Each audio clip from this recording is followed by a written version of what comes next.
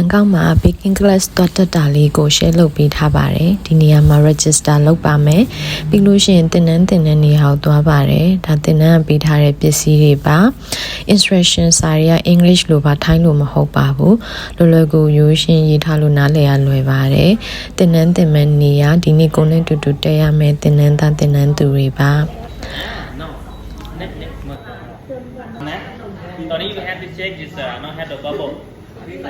သင်မိတဲ့ဆရာက English လိုနည်းနည်းပဲပြောတတ်ပါတယ်အများကြီးမရပါဘူးဒါပေမဲ့လည်းအဆင်ပြေပါတယ်ဘာဖြစ်လို့လဲဆိုတော့ Sandra ကရန်ကုန်မှာတော့ဒီ baking class ဒီမပုတ်သင်တန်းတွေပမုတ်လုပ်တာတွေအများကြီးတက်ဖူးပါတယ်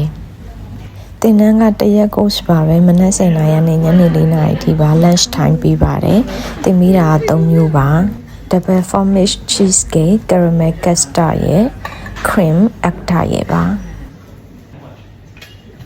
ဒါကကိုအတွက်ပေးထားတဲ့မိုးထဲမှာမထည့်ပဲနဲ့သူများရဲ့ပုံစံကွက်ထဲကိုမှားပြီးတော့သွားထည့်မိတာအဲ့ဒါကိုဆရာပြန်လာပြင်မိတာကိုခွက်နဲ့ကိုထဲဆိုပြီးတော့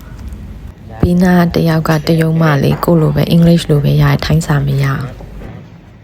သူများတွေရောကိုနဲ့တူလုံးနေလားလှမ်းရှိုးတာပေါ့နော်ဒါ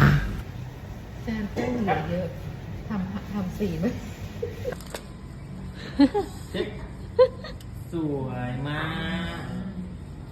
ဒါလေးကအရင်စားလို့ကောင်းတော့ကိုယ့်အသာကိုလုပ်ပြီးစားလို့တော့မဝအောင်ဒါကသင်တန်းပြီးမှရိုက်ထားတာပါ